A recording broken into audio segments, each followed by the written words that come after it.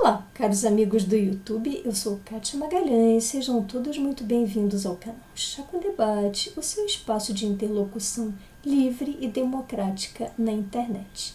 Conforme noticiado hoje pelo jornal Estado de São Paulo, deixarei o link aqui na descrição, certos grupos bolsonaristas parecem ter lucrado e muito com a divulgação de atos antidemocráticos, aqueles tais atos tão comentados aqui no canal, que clamam pelo retorno do AI-5 e pelo fechamento do Parlamento e do STF. Segundo a reportagem, esses lucros seriam provenientes de receitas diversas, como, por exemplo, o fechamento de parcerias, a venda de produtos e a colocação em sites bolsonaristas de anúncios de empresas e órgãos públicos. Vamos debater um pouco essa matéria de hoje do Estadão sob dois aspectos.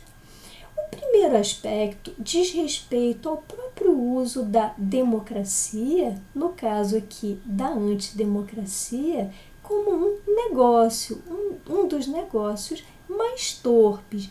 E aí, observem até que ponto, em um país atrasado como o nosso, onde o Estado hipertrofiado costuma ser mesmo capitaneado pelos populistas de sempre, observem que nesse tipo de países, a democracia, a política, não costuma ser o que deveria ser, um simples meio para a tomada de decisões no espaço público.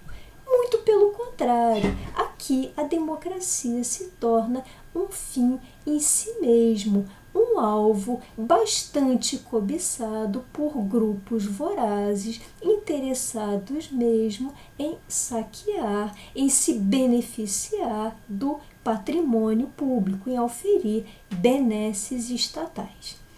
E o segundo aspecto diz respeito ao papel das ditas ideologias na nossa política.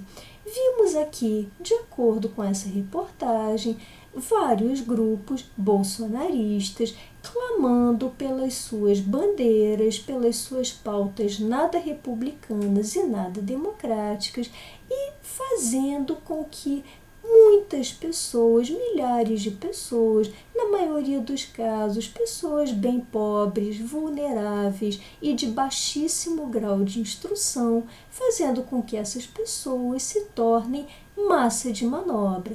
E segundo essa reportagem, qual pode ser a verdadeira intenção desses grupos ao promoverem tais manifestações? Na verdade, a obtenção de lucro. E não estou falando aqui, nem de longe, do lucro saudável, do lucro auferido com o exercício de uma atividade produtiva, de uma atividade construtiva.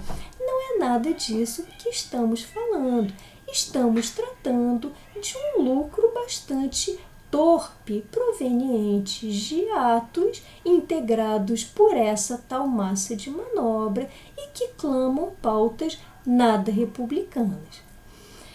Em relação a essa questão de ideologias, não podemos esquecer, na nossa história bem recente, na história bem recente do nosso país, não podemos deixar de mencionar o PT, que nos governou até bem pouco tempo e que chegou à política sob um manto de um determinado discurso de justiça social, de maior igualdade de oportunidades, sobretudo para os mais pobres, em um país tão desigual, em um país marcado por fortíssimas desigualdades entre classes sociais e até mesmo entre regiões. Contudo, vimos comprovadamente que esse discurso era apenas retórica, pois, na verdade, e como já intuído por Roberto Campos lá atrás, o PT era mesmo o Partido dos Trabalhadores que não trabalham, dos estudantes que não estudam e dos intelectuais que não pensam. Essa frase antiga, resgatada lá do túnel do tempo dos anos 80, me parece espelhar com perfeição o papel das ideologias entre nós. Entendo que, na verdade, essas ideologias camuflam e escondem a mediocridade de pessoas que não conseguem executar suas próprias tarefas, na frase muito bem explicitado por Campos, e que tentam chegar ao poder, tentam tomar esse poder para auferir as benesses do Estado. Foi exatamente isso o que se passou com o PT. Sob o tal manto da luta por justiça social, por mais igualdade entre as pessoas no país, na verdade, o que o PT fez foi aparelhar a máquina pública, foi conferir mais benesses aos membros do serviço público e com que finalidade? Com a finalidade de se perpetuar no poder. Dessa forma, vimos um partido promover uma gastança única, uma gastança singular no país, apenas para se manter no poder e continuar assaltando as nossas maiores estatais, como muito bem comprovado durante toda a Operação Lava Jato. Vocês devem estar observando que tenho procedido a miúde a vários paralelos, a várias comparações entre o governo que aí está e o PT.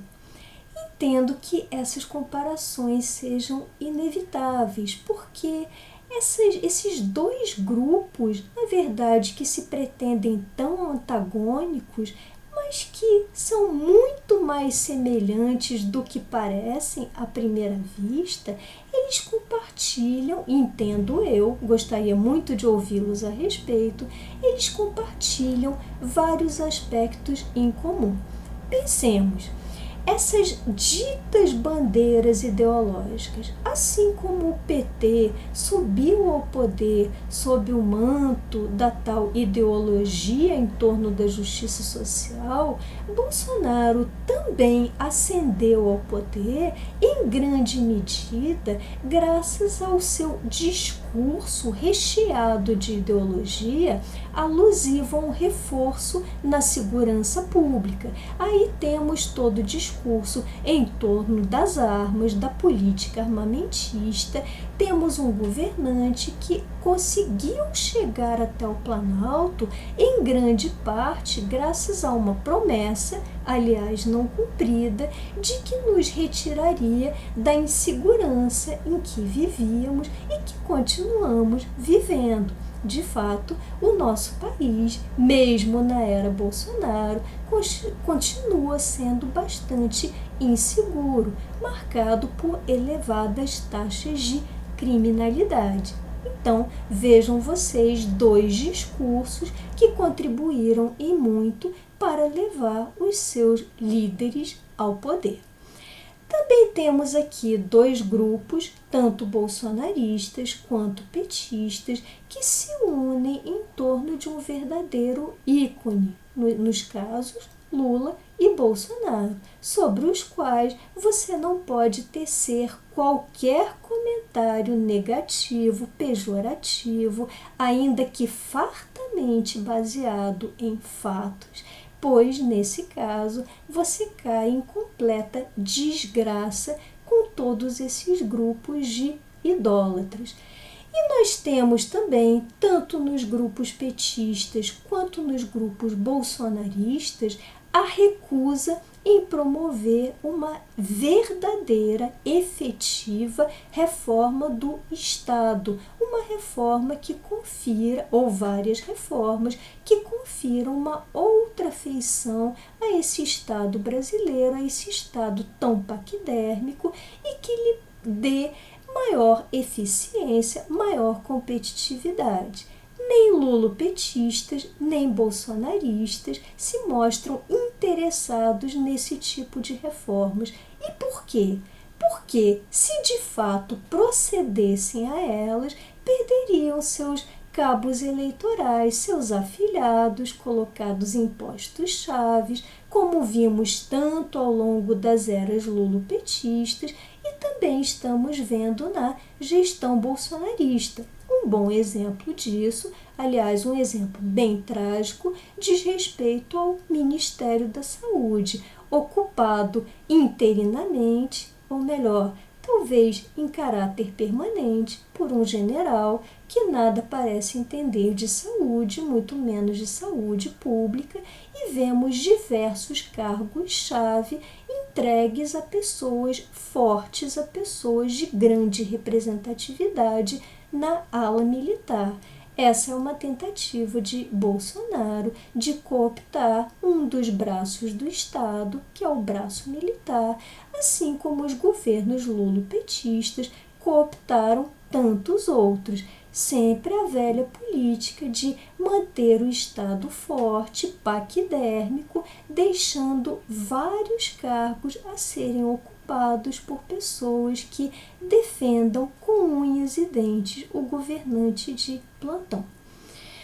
Assim, vimos a derrocada da era lulopetista com o impeachment de Dilma Rousseff.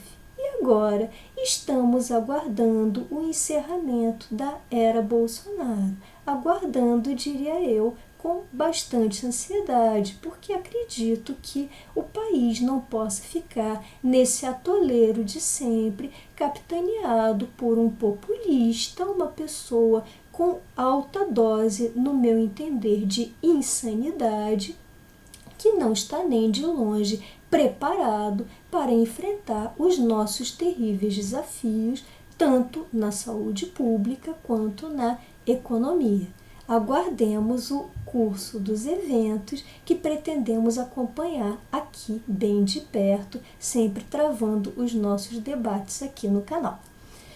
Bom, essas eram as reflexões que eu gostaria de compartilhar com vocês hoje. Se tiverem gostado desse vídeo, deixem seus likes, comentem. Por hoje me despeço e até o próximo Chá com Debate.